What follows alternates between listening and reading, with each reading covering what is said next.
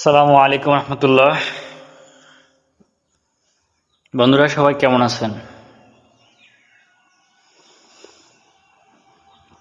খুবই মর্মাহত, খুবই কষ্ট পেলাম। বুক ভরা কষ্টের পাহাড় নিয়ে আপনাদের সামনে দু চারটা কথা বলতে চাই। যদিও আমি এসব বিষয় নিয়ে কখনো কোনো ভিডিও করিনি, তারপর আজকে বলতে বাধ্য হলাম যে কি হচ্ছে দেশে। আজকে যারা আন্দোলন করছেন তারা কার জন্য আন্দোলন করছেন? আসলে বর্তমান পরিস্থিতি এমন হয়ে গেছে, কোটা কোটা কোটা, সব জায়গায় কোটা। কোটা রাখেন, একটা নির্দিষ্ট সংখ্যক রাখেন। এরকম ব্যাপক আকারে কৌটার ছড়াছড়ি, আমরা যাব কোথায় বলেন? এদেশের নাগরিক না আমরা? আবার বলেন রাজাকার। চাইছিল অধিকার আর বানিয়ে দিলেন রাজাকার। এটা কি চেয়েছিল দেশের মানুষ? এটা কি চেয়েছিল মুক্তিযোদ্ধারা? কে কি বলেছে মুক্তিযোদ্ধার কৌটা উঠিয়ে নেন? হ্যাঁ, যে কৌটা তার সংখ্যাটাকে সীমিত করেন। ব্যাপক আকারে কৌটা দিয়ে সব দিকে কৌটার ছড়াছড়ি, মেধাবীদের কোনো মূল্যায়নই নাই।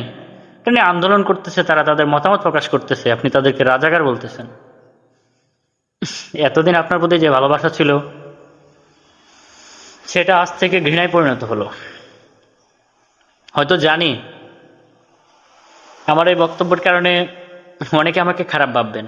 একটু চিন্তা করে দেখেন বিবেক দিয়ে, ছেলেগুলো কিসের আন্দোলন করতেছে, কার জন্য আন্দোলন করে?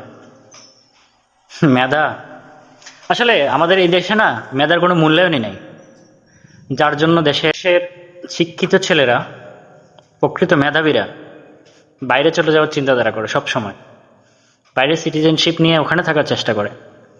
কারণ আমাদের দেশের যারা আছেন অভিভাবক, ওনারা জ্ঞানের মূল্যায়ন করতে জানে না, মেধার মূল্যায়ন ওদের কাছে নাই। আজকে আমি এই কথা বলার কারণে হয়তো আমাকে কেউ কেউ খারাপ বলবেন, কিন্তু বিবেক দিয়ে একটু চিন্তা করেন প্রকৃত মেধার মূল্যায়ন হচ্ছে কিনা। কোথায় যাবেন?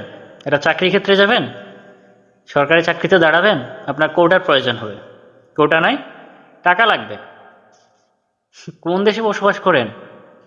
দেশ না, যে পাকিস্তানের চাইতে, পাকিস্তান যে শোষণ করেছে আমাকে বা আমাদেরকে, তার চাইতে ভয়ঙ্কর রূপ ধারণ করেছে বর্তমান পরিস্থিতি। দেখেন কালকে যে আফুর মাথায় আঘাত করা হলো, কেন? ওটা যদি আজকে আপনার নিজের বোন হতো কেমন লাগতো আপনার কাছে? সে তো তার অধিকার চাইছে, তাকে রাজাকার বানিয়ে দিলেন। ধিক্কার জানায় আপনার এই বক্তব্যের।